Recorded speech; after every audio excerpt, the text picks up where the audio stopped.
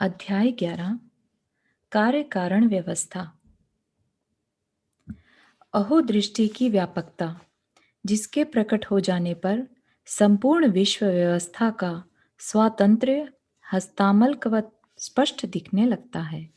जिसके प्रकट हो जाने पर कर्ता बुद्धि स्वतः किनारा कर जाती है और एक ज्ञायक मात्र भाव, साक्षी रहने मात्र का भाव जागृत हो जाता है। साम्यता अवतार लेती है और जीवन शांत हो जाता है। सुन प्रभु सुन, आज स्वातंत्र्य की जय घोषणा हो रही है। विश्व का कण कण आज हर्ष के हिंडोले में झूल रहा है। क्यों न खुशी मनाए आज वह। जीव अजीव तत्व विषयक विवेक ज्ञान के अंतर्गत उठने वाले विविध प्रश्नों में से 4 प्रश्नों का विचार किया जा चुका। अब चलता है 5वां प्रश्न। ये दोनों तत्व किस प्रकार परस्पर में मिलकर बाह्य अभ्यंतर प्रपंच रूप इस विश्व की तर्कातीत कार्य व्यवस्था का संचालन कर रहे हैं। विषय कुछ कठिन तथा जटिल है, परंतु निराश होने की आवश्यकता नहीं। यथासंभव सरल बनाने का प्रयत्न करूंगा। इस विषय की जटिलता को देखकर ग्रंथ को छोड़ न देना। आगे पुनः सरल तथा रोचक हो जाएगा। कार्य शब्द।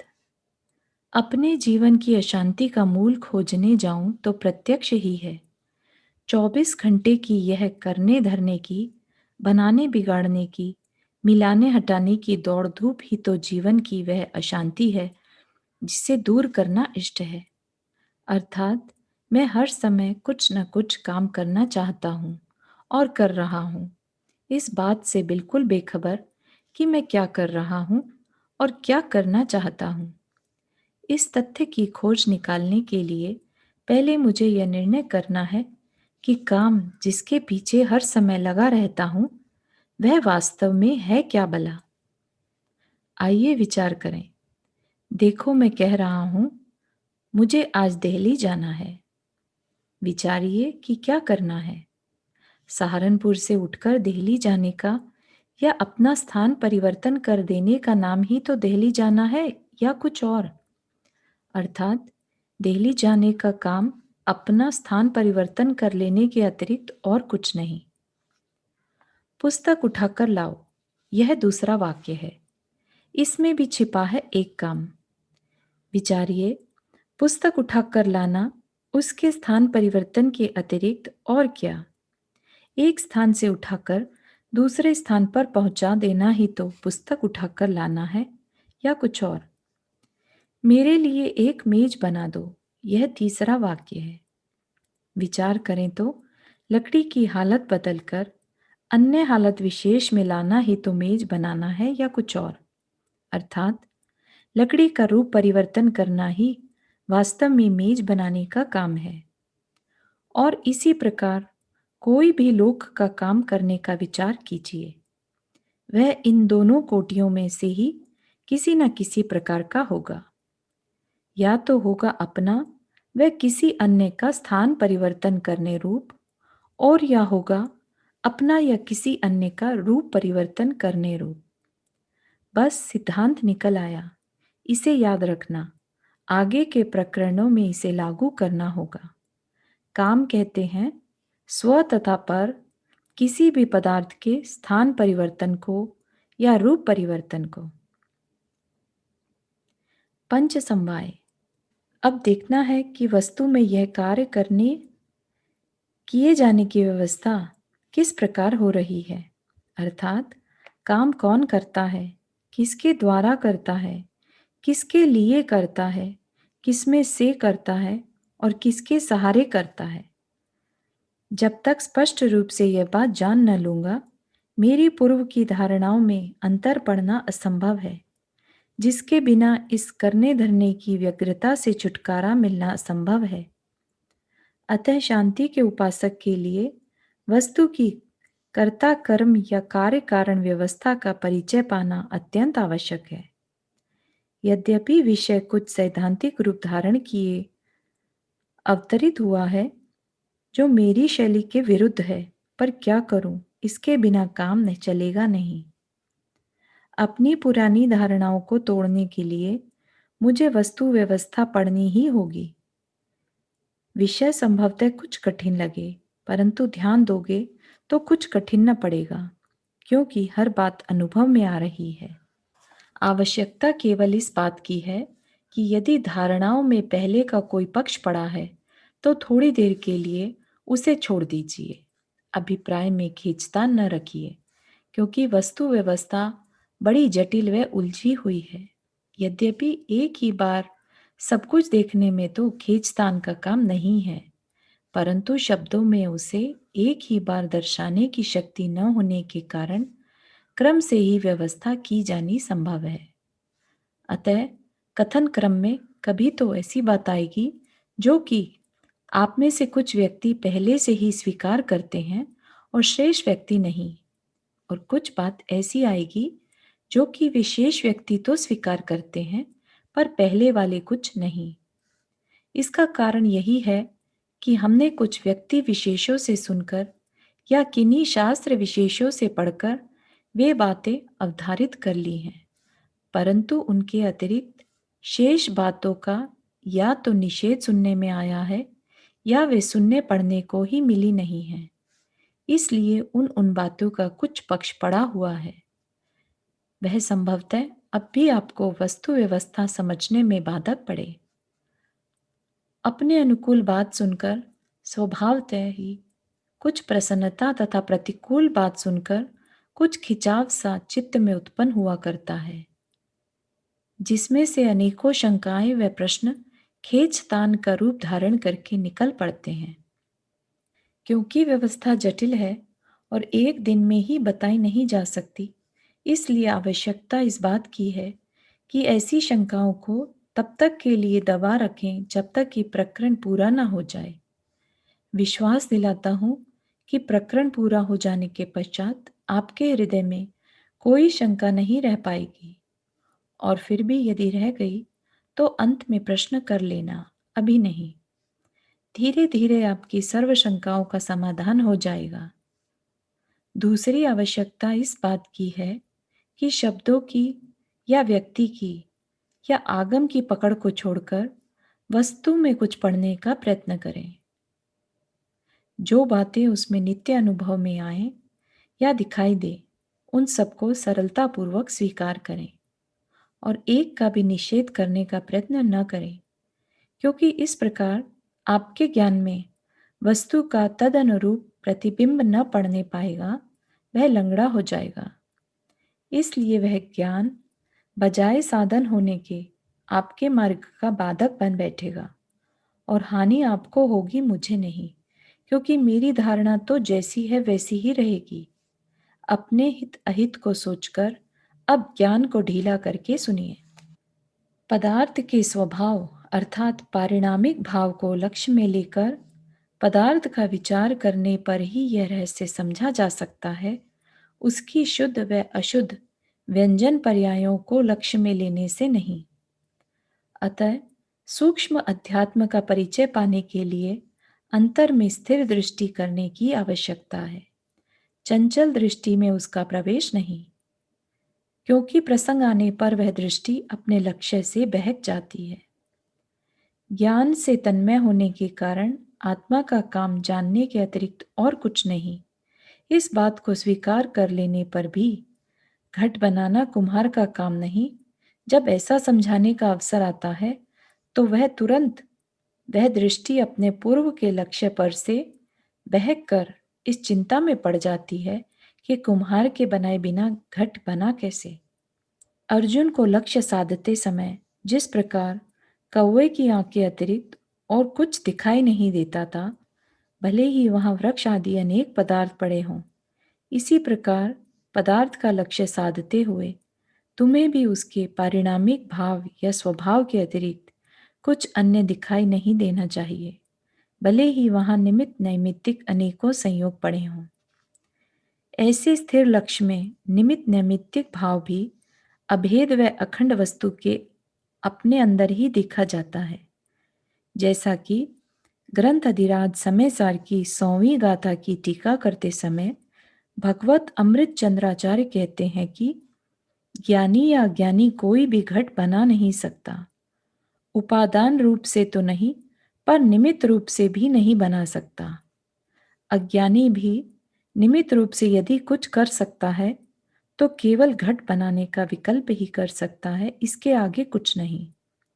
अतः इस सूक्ष्म दृष्टि को समझने के लिए अब लक्ष्य को स्थिर कीजिए। वस्तु की कार्य व्यवस्था में हम 5 बातें देखते हैं। पहला, वस्तु का स्वभाव। दूसरा, किसी न किसी अन्य बात का संयोग या निमित्त। तीसरा, वस्तु का पुरुषार्थ। चौथा, काल या समय का नियतिपना या काल लब्धि। पांचवा, भवितव्य। इन पांचों का क्रम से विश्लेषण किया जाना है। ध्यान से सुनना और ज्ञान में सबको एकत्रित करते रहना, क्योंकि कार्य व्यवस्था में पांचों ही बातें समान रूप से आवश्यक हैं। या यह कहिए कि पांचों ही वस्तु व्यवस्था के आवश्यक अंग हैं। एक अंग के होने पर पांचों अंग होते ही हैं और एक न होने पर पांचों ही नहीं होते।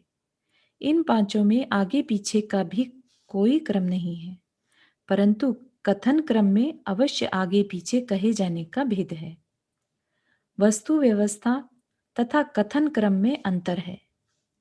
अतः किसी एक समय में जो कथन किया जाता है उसे वस्तु व्यवस्था का पूर्ण रूप न समझ बैठना, केवल एक अंग मात्र ही समझना। हाँ, ज्ञान में सर्व अंगों को घुटमिट करके जो दिखाई दे वह वस्तु की पूर्ण व्यवस्था अवश्य है। ज्ञान में पूर्ण व्यवस्था देखने की शक्ति है, पर वचन में कहने की नहीं। इसीलिए अनेकांतवाद तथा स्याद्वाद ने जन्म धारा है। अब सुनिए पांचों अंगों का क्रम से विवेचन। स्वभाव। पहले सिद्ध कर आए हैं कि वस्तु परिवर्तनशील है, अर्थात प्रतिक्षण वह एक रूप को छोड़कर अन्य रूप को तथा एक स्थान को छोड़कर अन्य स्थान को प्राप्त कर रही है। रूपों व स्थानों में नित्य परिवर्तन करते रहना वस्तु का स्वभाव है, और स्वभाव अहेतुक होता है, उसमें तर्क नहीं चलता। ऐसा परिवर्तन वस्तु में नित्य दिखाई दे रहा है। यदि किसी भी एक पदार्थ में किसी भी एक क्षण यह परिवर्तन रुका हुआ दिखाई दिया होता तो उसे हम स्वभाव कभी न कहते, क्योंकि स्वभाव में कभी ऐसी बाधा नहीं पड़ा करती कि कभी तो दिखाई दे जाए और कभी नहीं। यदि वस्तु में स्वयं ऐसा परिवर्तन करने का स्वभाव न हुआ होता तो लोक की कोई भी शक्ति उसे परिवर्तन कराने में समर्थ न हुई होती। जलने योग्य पदार्थ को ही जलाया जा सकता है, अबरक को नहीं। यदि परिवर्तन करना वस्तु का स्वभाव न हुआ होता तो लोक में कोई भी कार्य देखने में न आता, लोक कूटस्थ हो जाता। विश्व में दिखने वाली यह भाग दौड़ कैसे दृष्टि में आती? और यह तो स्पष्ट देखने में आ रही है, इसे अस्वीकार नहीं किया जा सकता। प्रत्यक्ष दिखने वाले को अस्वीकार करना पक्षपात है। अतः निश्चित हुआ कि वस्तु में कार्य अर्थात परिवर्तन उस वस्तु के अपने परिवर्तनशील स्वभाव के कारण हो रहा है। यह कार्य व्यवस्था का एक अंग हुआ। निमित्त। स्वभाव से केवल परिवर्तन हो सकता है, विशेष कार्य नहीं। कार्य किसी भी योग्य अन्य वस्तु का संयोग प्राप्त करके ही होता है। संयोग विहीन कोई भी कार्य आज विश्व में दिखाई नहीं देता। यह पुस्तक मेरे हाथ के बिना उठ नहीं रही है। इस लकड़ी का यह चौकी वाला रूप भी बिना खाती के बन नहीं पाता है। एक अणु भी दूसरे अणुओं से आकर्षित हुए बिना गतिमान होता दिखाई नहीं देता। यह खंभा भी बिना हवा पानी या गर्मी सर्दी का संयोग मिले जीर्ण नहीं हो रहा है। यदि यथा योग्य संयोग न हो तो कार्य करना असंभव है, क्योंकि यह प्रत्यक्ष दिखाई दे रहा है। अतः सरलता पूर्वक स्वीकार कर लेना चाहिए। देखते हुए भी मात्र भ्रम कहकर इसे टाल देना और स्वीकार न करना पक्षपात है, ज्ञान की खींच है। ज्ञान को ढीला करके देखें तो न स्वीकार करने का कोई कारण नहीं है। यहाँ भले किसी भी पक्षवश स्वीकार न करें, पर जीवन प्रवाह के 24 घंटों में भी इनकी स्वीकृति न हो तब माने। अरे अरे, मुख पर यह उदासी सी क्यों दिखने लगी? निराशा की रेखाएं क्यों खींचने लगी? संभल प्रभु संभल, पहले ही सावधान कर दिया था और अब फिर कह रहा हूं।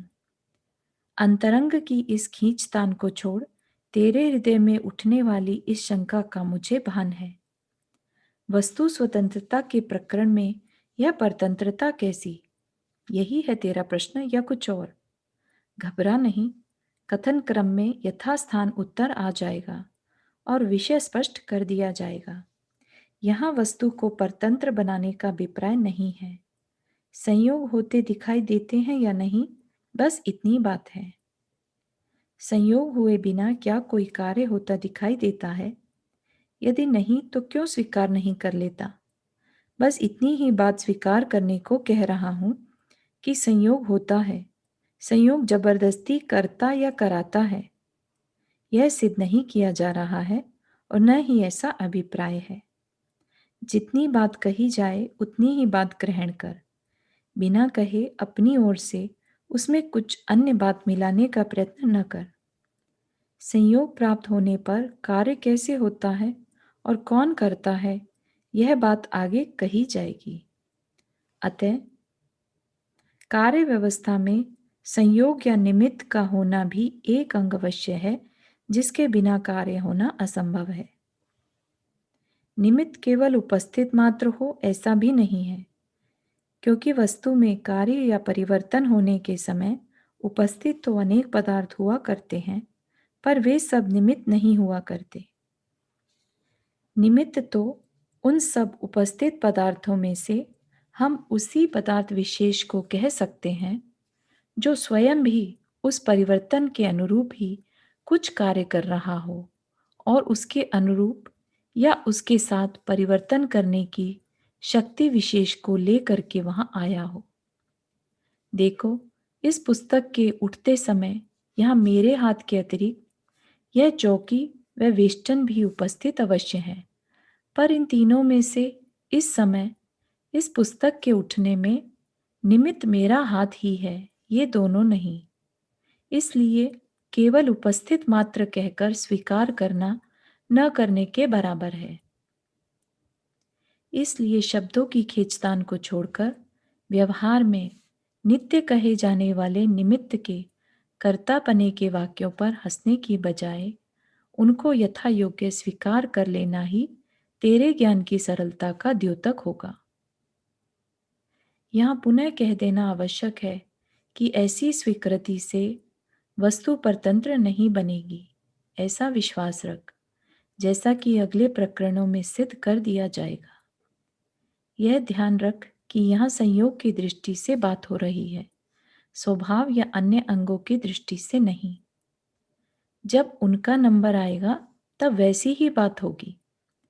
किसी एक बात की सिद्धि के लिए उसमें दूसरी बात को बीच में लाने से एक भी बात समझ में न आ सकेगी।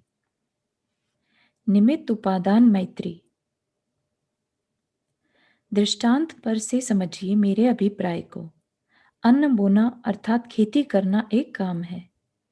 मेरे अभिप्राय के अनुसार बीज ने स्वयं बदलकर अन्न बोने का काम किया, अपने द्वारा बदलकर किया, अपने लिए किया, अर्थात उस नवजात अन्न के साथ तन्मय होकर किया, अपने से किया, अर्थात अपने स्वभाव में रहते हुए किया, किसान बनकर नहीं।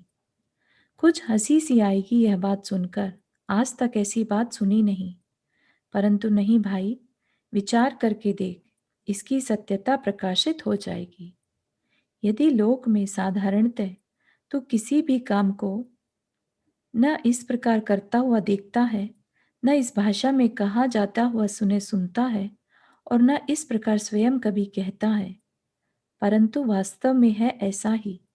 देखो, दृष्टांत देता हूं। उपरोक्त खेती का ही दृष्टांत लीजिए। यद्यपि लोक में यह प्रसिद्ध है और किसान भी यही कहता है कि मैंने खेती बोई, परंतु विचार कीजिए कि यदि बैल इस बात को सुन पाए तो बेचारे के हृदय पर क्या बीते। खून पसीना एक कर डाला, पर तनिक भी तो श्रेय न दिया। अहंकार में अंध हो गया है यह किसान, किसी दूसरे की मेहनत को मेहनत ही नहीं समझता। और इस प्रकार विचारता हुआ वह बैल रूठ जाए तो क्या हो। किसान का सारा अहंकार पानी बनकर बह जाए और सुलह करनी पड़े आखिर उस बैल से। अच्छा भाई, बिगड़ मत, क्षमा कर, गलती हुई, सारे काम में आधा साझा तेरा स्वीकार किया। चल उठ अब। और इसी प्रकार हल से, कुएं से, रहट से, पानी से, मिट्टी से और बीज से सुलह करते करते उसे पता चल जाए कि खेती बोने में तूने कितना काम किया है, केवल 7वां हिस्सा। परंतु किसान तो चेतन पदार्थ है, शरीर और वह पृथक पृथक है, अतः शरीर की मांग भी रुक न सकी। किसान को स्वीकार करना ही पड़ा कि हाँ भाई, तेरा भी हिस्सा है। हम सब आठों ने मिलकर ही खेती की, इसलिए सबने आठवां आठवां हिस्सा काम किया, मुझे स्वीकार है।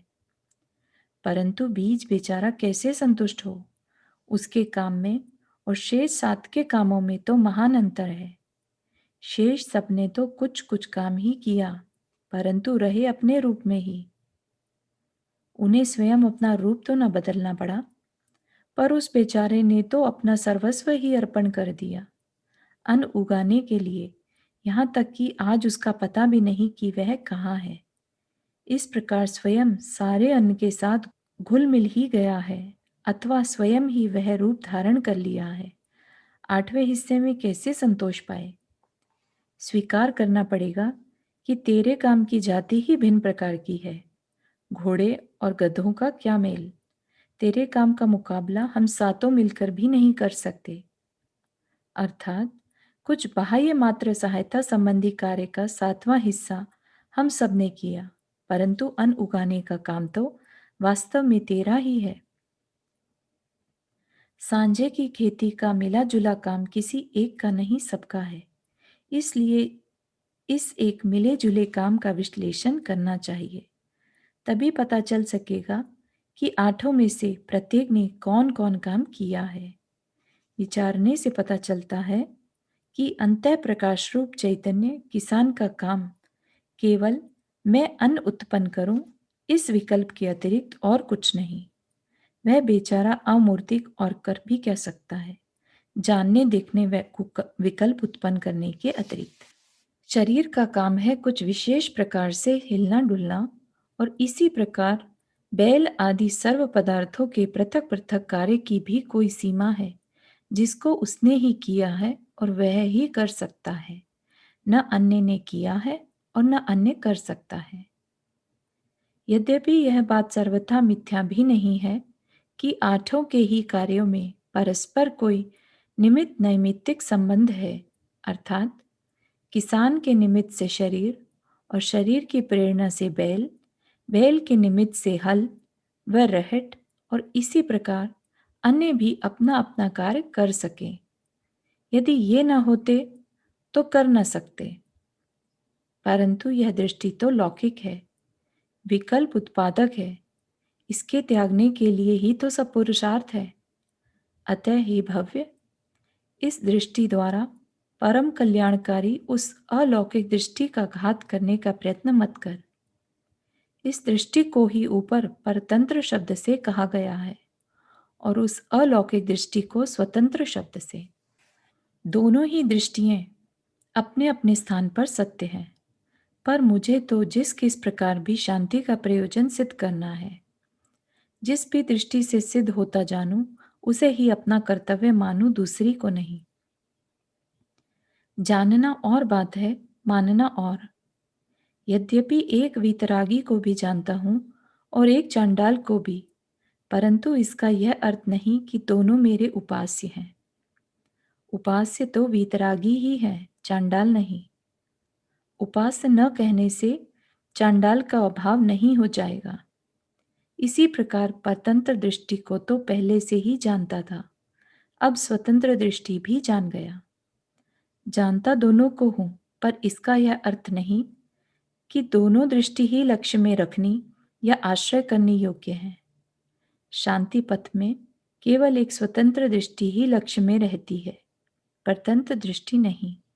लक्ष्य में न रहने मात्र से दूसरी दृष्टि के आधार पर निमित्त की निमित्तता का लोप नहीं हो जाता।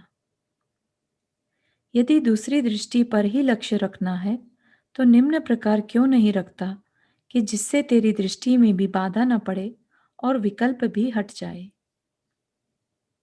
विशाल दृष्टि करके संपूर्ण विश्व को युगपत अनुमान में ले तो एक बहुत बड़े कारखाने के रूप में दिखाई देता है, जिसमें स्व तथा पर सर्व पदार्थ बड़ी व छोटी गरारियों वत परस्पर संपर्क में रहते बराबर बदल रहे हैं और कारखाना काम कर रहा है।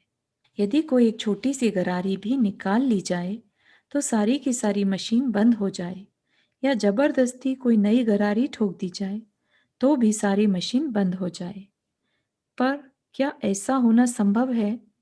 क्या ऐसा आज तक कभी हुआ है? सब द्रव्य परस्पर निमित्त नैमित्तिक रूप से बराबर काम कर रहे हैं। निमित्त को हटाने वाला या मिलाने वाला तू कौन है? तुझे यह अधिकार किसने दिया? तुझ में इतनी शक्ति है भी या नहीं? समस्त विश्व की अद्वैत क्रिया को दृष्टि में रखकर इन प्रश्नों का उत्तर खोजें तो इस दिशा में अपनी असमर्थता का भान हुए बिना न रहे। निमित्त मिलाने व हटाने के सर्व विकल्प दूर हो जाएं। विशाल दृष्टि उत्पन्न हो जाए, याता दृष्टा मात्र रह जाए। यही तो इष्ट है। आज के तेरे विकल्पों का मूल कूप मंडूक बने हुए परतंत्र दृष्टि का रखना है, और इसी कारण अन्य के कर्तापने का अहंकार होता है। अतः परतंत्र दृष्टि को संकुचित करने का निषेध किया जा रहा है, सर्वथा निषेध नहीं। यदि विशाल दृष्टि से नहीं देख सकता तो इस परतंत्र दृष्टि के लक्ष्य को सर्वथा मिटाने का प्रयत्न कर। भ्रम न कर, शंका न कर, दृष्टि मिटाने से पदार्थ न मिटेगा। तुझे अपना कल्याण करना है, निमित्त की रक्षा नहीं। आम खाने हैं, पेड़ नहीं गिनने। दोनों दृष्टियों में से स्वतंत्र दृष्टि ही इस मार्ग में अत्यंत उपादेय व हितकर है, और साधारण रूप से परतंत्र दृष्टि महान अनिष्ट, जैसा कि आगे आगे के प्रकरणों में सिद्ध हो जाएगा। पुरुषार्थ। कार्य व्यवस्था का तीसरा अंग है पुरुषार्थ। उसके बिना भी लोक का कोई कार्य होता दिखाई नहीं देता। यहाँ पुरुषार्थ शब्द का वह अर्थ न समझना जो कि लोक में प्रयोग किया जाता है। लोक में तो केवल मनुष्य के या अधिक बढ़े तो चेतन पदार्थ के पुरुषार्थ को ही पुरुषार्थ कहा जाता है। जड़ तत्व में साधारण जनों को कोई पुरुषार्थ होता दिखाई नहीं देता। पुरुषार्थ यह शब्द भी पुरुष या जीव तत्व का इच्छा पूर्वक होने वाला जो प्रयत्न या प्रवृत्ति है उसके प्रति संकेत करता है। यही कारण है कि अहंकार को धारण करने वाला लोग जड़ पदार्थों को बिल्कुल निशक्त तथा अपने अधीन मान बैठा है। आध्यात्म में किसी भी शब्द का इतना संकुचित अर्थ ग्रहण नहीं किया जाता। यहाँ पुरुषार्थ शब्द का अर्थ बड़ा व्यापक है। प्रत्येक पदार्थ में कोई न कोई पुरुषार्थ प्रति समय पाया जाता है, क्योंकि प्रत्येक पदार्थ जड़ हो या चेतन, छोटा हो या बड़ा, अपनी एक अवस्था विशेष को तजकर अपनी दूसरी अवस्था विशेष को धारण करने के प्रति, या एक स्थान को तजकर अन्य स्थान को प्राप्त करने के प्रति बराबर झुकने का प्रयत्न कर रहा है। जैसे अग्नि पर रख देने से जल का धीरे धीरे उष्णता की ओर झुकना, अथवा भाप को किसी बर्तन में रोक देने पर उसका वहां से निकलने के प्रति उद्यम करना। यह बात अवश्य है कि आपके पुरुषार्थ की जाति किसी अन्य प्रकार की है और जड़ के पुरुषार्थ की जाति अन्य प्रकार की। जो काम लाखों व्यक्ति मिलकर नहीं कर सकते वह एक अणु कर सकता है। आप चेतन पदार्थ हैं, विचारशील हैं, अतः आपके पुरुषार्थ की जाति भी विचारणाओं रूप है। परमाणु जड़ है, अतः उसके पुरुषार्थ की जाति भी जड़ात्मक है। आपका विकल्प करने रूप पुरुषार्थ इंद्रिय गोचर नहीं है, पर उसका गमनागमन रूप कार्य के प्रति का अथवा अग्नि आदि लगाने रूप कार्य के प्रति का या अन्य किसी कार्य के प्रति का झुकाव साक्षात अथवा यंत्र विशेषों की सहायता से इंद्रिय गोचर है। अब सिद्धांत यह निकला कि प्रत्येक पदार्थ में पुरुषार्थ होता है, भले वह जड़ हो या चेतन। अंतर केवल इतना है कि जड़ का पुरुषार्थ जड़ात्मक है और चेतन का पुरुषार्थ चेतनात्मक। जड़ात्मक होने के कारण उस जड़ पदार्थ में पुरुषार्थ का अभाव नहीं कह सकते। यदि कोई पदार्थ स्वयं अपने अंदर अपने द्वारा अपने लिए नवीन अवस्था को उत्पन्न करने के प्रति न झुके तो पुरानी अवस्था विनष्ट जाने पर वह पदार्थ अवस्था विहीन हो जाए, और ऐसा हो जाए तो इस विश्व में कुछ भी दिखाई न दे, सर्वशून्य हो जाए। पुरुषार्थ का यह आध्यात्मिक व्यापक रूप यदि पुरुषार्थ शब्दों में आपको दिखाई न दे सके तो भले ही इस शब्द को बदलकर परिणति ऐसा शब्द कह लीजिए, परंतु पुरुषार्थ शब्द का इस स्थल पर प्रयोग करने का मेरा क्या अभिप्राय है उसे समझ लीजिए। आगम भाषा में कहने पर सर्व पदार्थों में वीर्य नाम का एक सामान्य गुण स्वीकार किया गया है। जड़ का वीर्य जड़ात्मक और चेतन का वीर्य चेतनात्मक होता है। इस वीर्य गुण की पर्याय या प्रवृत्ति विशेष को पुरुषार्थ कहते हैं। कहा भी है, जो परिणमन करे सो कर्ता कहलाता है, उसका जो परिणमन सो उसका कर्म या कार्य कहलाता है, और जो उसकी अर्थात एक अवस्था को तजकर दूसरी अवस्था के प्रति गमन करने की प्रवृत्ति विशेष है सो उसकी क्रिया कहलाती है। परिणमन और परिणति में इतना ही अंतर है कि परिणति क्रिया है और परिणमन उसका फल, अर्थात जो नवीन पर्याय उत्पन्न हुई उसे परिणमन कहते हैं, और परिणति उस परिणमन को उत्पन्न करने की प्रवृत्ति या झुकाव विशेष का नाम है।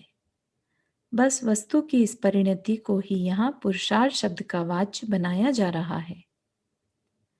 ठीक है कि यह अर्थ बादल आदि की वैश्रसिक अर्थात अन्य निरपेक्ष क्रियाओं में तो स्पष्ट लागू होता है, परंतु घटपट बनाने रूप प्रायोगिक या अन्य सापेक्ष क्रियाओं में लागू होता प्रतीत नहीं होता। परंतु दृष्टांत देकर इस प्रकार के प्रायोगिक कार्य का विश्लेषण ऊपर किया जा चुका है। जैसे साझे की खेती में किसान अकेले अमूर्तिक चेतन का कार्य या क्रिया राग या विकल्प करना है, उसके शरीर का कार्य या क्रिया हिलन डुलन करना है, तथा एक मिले जुले कार्य में बैल हल आदि सर्व ही साझेदारों का पृथक पृथक कार्य दृष्टि में ला दिया गया है। उसी प्रकार घटपट आदि सर्व ही लौकिक व व्यवहारिक कार्यों का विश्लेषण करके प्रत्येक साझेदार के पृथक पृथक कार्य का ग्रहण हो जाने पर लोक का कोई भी कार्य उस दृष्टि में प्रायोगिक न दिख सकेगा, बल्कि वैश्रसिक ही दिखेगा।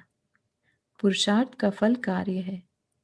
जब कार्य को ही पदार्थ का स्थान व रूप परिवर्तन मात्र स्थापित कर दिया गया, तब पुरुषार्थ परिणति के अतिरिक्त और किसे कह सकते हैं। वस्तु की इस अपनी परिणति रूप पुरुषार्थ के अभाव में वस्तु की अवस्थाओं में किसी भी प्रकार का परिवर्तन होना असंभव होने के कारण पुरुषार्थ भी कार्य व्यवस्था का एक अंग अवश्य है, परंतु इसका यह अर्थ नहीं कि पुरुषार्थ ही पर्याप्त है, क्योंकि निमित्त आदि अन्य अंग के अभाव में वह अकेला कुछ न कर सकेगा।